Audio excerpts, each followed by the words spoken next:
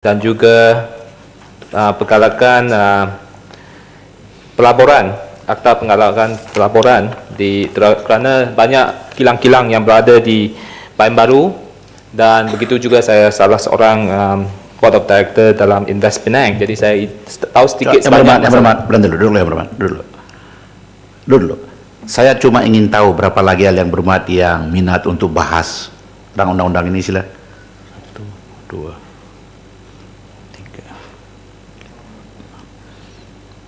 Oke, 6 orang berdiri. Menteri selepas 6 orang ini setia untuk jawab. Sila. Terima kasih. Perkara yang terutama adalah tentang isu terlalu banyak agensi yang membantu, yang ingin membantu investor pelabur sekarang, tapi dia walaupun usaha baik, usaha yang ingin membantu satu investor itu yang setuju yang murni, tetapi terlalu banyak agensi sekarang, mereka macam berperang nak dapatkan investor. Jadi berlumba-lumba. Jadi apabila seorang investor datang, dia confused. Ada MIDA, ada MDEC, ada koridor-koridor di negeri utara ada NCIA, ada pula biotech, ada pula biotech corp dan sebagainya. Jadi dia menjadi satu yang confused. Tapi untuk Singapura, kalau kita tengok, dia hanya satu agensi saja, iaitu EDB. EDB, segalanya pergi ke EDB. Semua boleh diselesaikan. Masalah yang utama tentang promotion of investment di Malaysia adalah semua agensi letak KPI dapatkan investment daripada luar negara. Jadi semuanya KPI.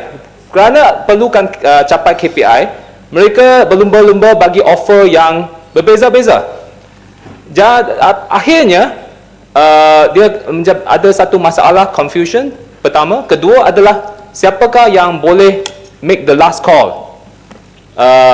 Jadi ini isu yang perlu ditangani. Saya cadangkan kalau boleh, MIDA yang buatlah, MIDA cukuplah. Tak payah ada NCIA lah, MDEC, biotech corp, koridor dan sebagainya.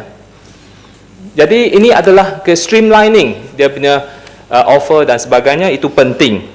Kedua adalah masalah yang berlumba-lumba ini, dia pun ada masalah seperti MIDA cuba dapatkan investor masuk ke Kulim Bandar Baru, tetapi Pulau Pinang mungkin tidak ditonjolkan. Saya harap kalau boleh kita biarkan dia ada industri park, kita ada industri park level A dan level B. Level A punya investor, kalau boleh, biarlah mereka pergi ke Selangor ke Pulau Pinang yang mempunyai engineer yang bagus, yang world class. Dan kalau katakan secondary industry, dia masuk ke Kulim Bandar Baru, no problem. Jadi ini adalah, saya bukan kata MIDA pilih buruh, tapi saya pun nak bagi penghargaan kepada MIDA kerana daripada feedback daripada pekilang-kilang daripada Bayan Baru, Bayan Lepas, mereka memberi penghargaan yang tinggi terhadap MIDA kerana buat kerja dengan profesional. Saya nak ucapkan tahniah kepada menteri kerana atas MIDA. Dan tapi ada agensi-agensi lain, saya tak mau pinpoint lah, tapi mereka memang ada yang cuba hijack certain project ke tempat lain dengan ada berkepentingan. Itu saya tak mau komen. Tapi memang berlaku macam ini, berlumba-lumba dengan cara yang tidak berapa sihat.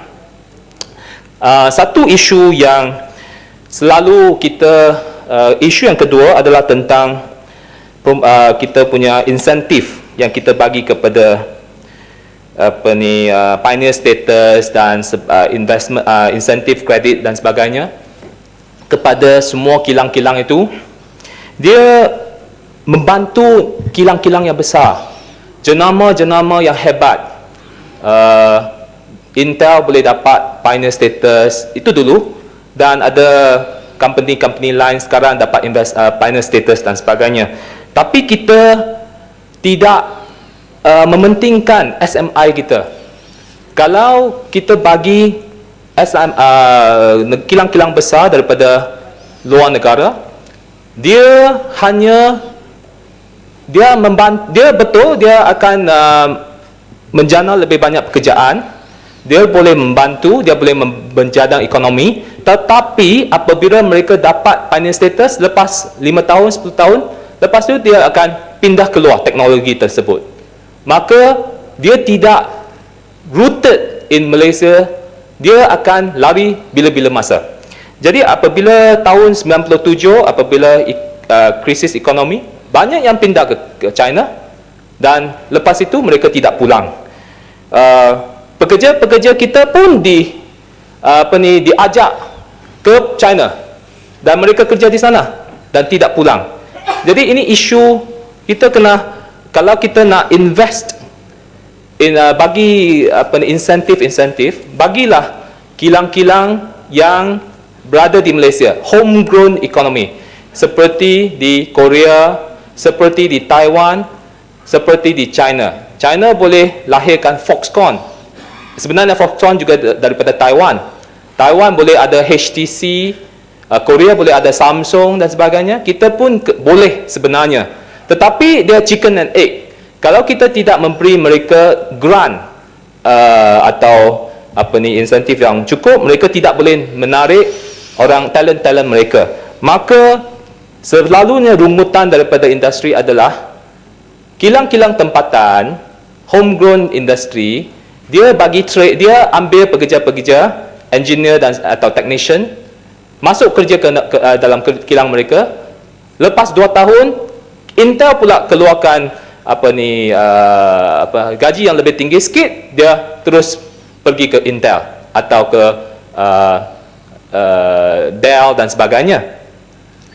Isunya adalah mereka menjadi training ground untuk engineer, lepas itu diserap oleh Intel. Dan Intel pula dapat lagi insentif, pioneer status dan sebagainya. Jadi rugi. Kita punya homegrown industry tak mungkin boleh grow kerana polisi kita tidak membantu kilang-kilang tempatan. Walau bagaimanapun, mereka pun kata sekarang dengan adanya Domestic Investment Strategic Fund, itu satu usaha yang bagus. Mereka kata sekarang dengan DISF itu, dia cukup bantu. Saya ucap tanyalah sekali lagi kepada Menteri kerana buat DISF itu. Okey, jadi saya ingin minta kalau Menteri tolong bagi tahu berapa tax insentif dan juga pioneer status, berapa, bukan kerugian lah, berapa yang telah diberikan kepada sejak tahun 1986 selepas ada Promotion of Investment Act ini, pioneer status dan sebagainya, berapa yang kita kira rugilah kepada, bukan rugilah, yang berapa yang kita bagi, supposedly how much tax we should have collected without this pioneer status dan tax incentive. Kita nak tahu kejayaan tersebut, apakah berbaloikah kita bagi pioneer status dan tax incentive itu. Bolehkah Menteri bagi satu analisis, cost and benefit analysis untuk Dewan ini tahu kejayaan polisi tersebut. Rumutan industri-industri adalah yang fundamental adalah pekerja. Malaysia tidak akan berjaya dengan talent atau engineer tempatan. Ini masalah yang paling besar dihadapi oleh seluruh negara, baik di Pulau Pinang ke, Selangor ke, Kulim Bandar Baru ke, semua Kulim High Tech Park ke. Isu fundamental adalah engineer dan technician yang tidak mencukupi.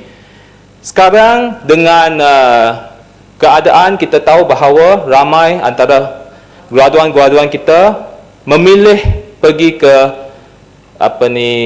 kursus-kursus yang senang seperti mungkinlah senang social science atau business administration, IT dan sebagainya. Hard sciences telah menjadi kurang, dan saya rasa ini adalah satu challenge kepada kita, masalah yang paling besar yang dihadapi oleh Malaysia, kerana tak kira kita berapa insentif yang kita boleh bagi, berapa grant yang kita boleh bagi, kalau kilang itu tidak dapat cari pekerja atau engineer yang bagus, dia tak akan masuk. This is the fundamental question. Kita di Pulau Pinang dulu ada satu kilang besar nak masuk ke Pulau Pinang, tapi dia tanya, bolehkah you supply 3,000 engineers for me? Guaranteed 3,000. Kita kira-kira tak cukup, sebab kalau kita kata 3,000 engineers, dia akan serap engineer daripada kilang-kilang berhampiran, kerana kita tidak mempunyai supply of 3,000 engineers. Jadi ini isu yang harus diselesaikan, dan saya minta kalau boleh Menteri bantulah PSDC di Bayan Baru yang cuba, saya rasa tak cukup proaktif. Dia jalankan tugas dengan baik, tapi tak cukup generate, not enough technician atau tidak aggressive enough. Dan dulu saya pun nak cadangkan kepada Menteri, dulu UTM dia beri kursus kepada top scorer daripada SPM, terus masuk universiti, terus jadi engineer. Itu strategi yang bagus, kerana lepas SPM ramai dia tak mau masuk STPM. Dia tak mau, kalau di offer satu engineering degree straight daripada SPM, ramai akan tertarik dengan engineering, kerana mereka tak mau pergi STPM, susah. Kedua adalah mereka mungkin sebelum Singapore ASEAN Scholar, sebelum universiti lain offer scholarship kepada mereka, mereka sudah dapat UTM. Jadi UTM boleh jadi pioneer engineering university. Sekarang UTM pula reverse dia punya policy, jadi ambil pelajar-pelajar lepas STPM. Saya rasa ini adalah satu strategi yang salah. Kita perlukan lebih ramai engineer, terutamanya daripada UTM. Satu isu adalah industry parks. Kita punya industry park lepas 30 tahun dia semakin merosot. Maintenance tidak dijalankan, upgrading works tidak dijalankan. Jadi ramai pekilang-pekilang dia ada komplain tentang dia macam usang lah, okay? Dia tak nampak satu premier industry area, industrial zone. Kalau kita pergi ke San Jose, pergi ke Palo Alto di California, dia punya industry park macam satu campus, dia panggil campus. Cukup cantik, jalan bagus, walkway yang besar, macam satu park. It's a park. Tapi kalau Menteri datang ke Bayan Baru, kita pergi ke FIZ, sekarang dia jadi macam really industry zone, not a industrial park. Dan jalan banyak, baru-baru ada upgrade sikit, tapi saya rasa tak cukup. Tapi di tempat-tempat lain, saya nampak di Seberang Jaya, Seberang Perai, industry park pun tak nampak, tak cukup menarik lah, kerana lepas industrialist, investor dia akan datang, dia tengok, dia first thing dia nak tengok tempat dia. Kalau dia masuk ke kawasan tu, dia nampak, oh, tidak begitu menarik, dia confident dia rendah sikit. Dulu saya difahamkan ada grant untuk diberikan kepada kerajaan tempatan untuk maintenance atau upgrade, tetapi saya difahamkan grant tersebut telah ditarik balik. Saya harap Menteri kalau boleh bagi grant balik kepada kerajaan tempatan untuk upgrade industry park, kerana memang tidak cukup kalau hanya setakat collect assessment dan sebagainya, memang tak cukup. Dan satu lagi isu adalah masalah pekerja. Pekerja sekarang kita hanya selalunya investment ini kita cuba menarik investor, tetapi apabila mereka masuk pula kita masalah pekerja dibiarkan kepada mungkin menteri yang lain atau jabatan yang lain. Tetapi saya pada pendapat saya, dia adalah satu ekosistem. Dia tidak boleh bawa industri investor masuk dan lepas tangan itu kepada Ministry of Human Resource. Dia kena ada satu kerjasama yang lebih erat, kerana masalah sekarang adalah gaji minima. Apabila kerajaan memperkenalkan gaji minima, itu satu usaha yang baik. Saya sokong gaji minima. Tapi masalah sekarang adalah dulu pekerja-pekerja yang mungkin lepas gaji basic mereka tak sampai gaji minima, tapi dengan allowance sebagainya dia mencapai 1,000 lebih. Tetapi sekarang dengan gaji minima mereka terus potong. Dia kata you dapat 900 itu saja. Allowance lain dipotong. Saya ada kes-kes yang memang mereka mengadu kepada saya, dapat 900 itu saja. Lepas itu dia sudah ada 10 tahun experience, dia masuk company lain, lepas 2 tahun dia hanya naik RM31 saja. Dia punya gaji naik RM31 lepas 2 tahun. Jadi total 12 tahun experience, tapi pekerja kilang, seorang ibu, bukan ibu tengah tapi seorang wanita, hanya RM931. Jadi masalah-masalah seperti ini. Dan apabila sekarang pekerja juga menghadapi persaingan daripada pekerja outsource. Dia pekerja kilang, dia outsource kepada company lain. Jadi company lain dia jadi kontraktor. Dia cari orang-orang pekerja asing untuk bekerja di dalam kilang tersebut. Kilang-kilang sekarang tidak lagi ambil permanent pekerja yang permanent. Mereka sekarang yang lebih suka outsource. Jadi mereka akan masuk shift. Katakan untuk bulan ini dia perlukan 200 orang pekerja tambahan. Dia akan cari human resource company human resource, dia akan cari 200 orang masuk kerja. Jadi dia lepas tangan dari segi segala kos yang lain.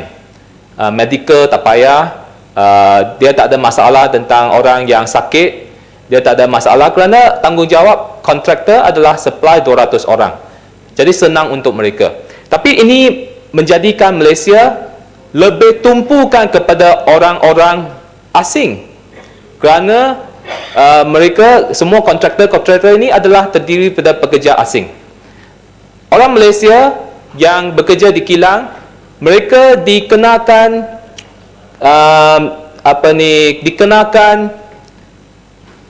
education yang tinggi seperti SPM. Tetapi pekerja asing, kontraktor yang ambil kontrak tu, dia tak kisah dari SPM ke, buta huruf ke, dia tak kisah, asalkan ada orang kerja. Jadi dia ini menjadikan orang pekerja tempatan didiskriminasi. Dia menjadikan mereka tarafnya lebih rendah, dan selalunya mereka mereka tidak dibenarkan untuk OT, kerana mereka kata you orang ada rumah tangga, you perlu jaga anak, tak payah datang OT. Bagilah kepada pekerja kontrak, di mana kebanyakannya pekerja asing. Jadi ini adalah isu yang fundamental.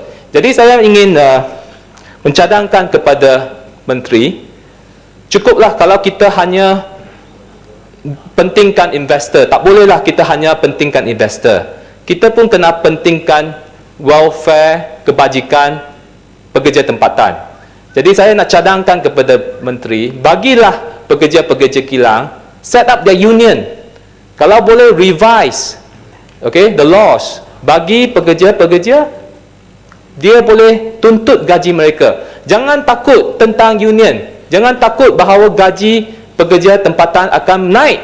Sebab kita kena tengok di Singapura. Pekerja di Singapura gajinya jauh lebih tinggi daripada Malaysia. Tetapi masih orang berpusu-pusu pergi ke Singapura untuk invest. Kerana fundamental adalah mereka pekerja yang lebih berilmu, dia punya productivity lebih tinggi, dan kita kena yakin bahawa kita boleh, pekerja kita boleh deliver the same quality of work. Jadi union itu satu yang bagus untuk Malaysia, dan kerajaan jangan takut tentang isu. Dia akan menjaga kebajikan pekerja. Saya minta kalau boleh Menteri ulaskan, bolehkah undang-undang dipinda supaya biar pekerja-pekerja kita jagalah kebajikan mereka, kerana mereka akan tetapkan undi siapa. Kalau kita jaga kebajikan mereka, mereka akan ingat, dia akan bagi sokongan kepada kerajaan yang menjaga kebajikan mereka. Saya rasa itu adalah masalah yang saya ingin bangkitkan. Terima kasih pengurusi. Terima kasih Datuk Speaker. Ya.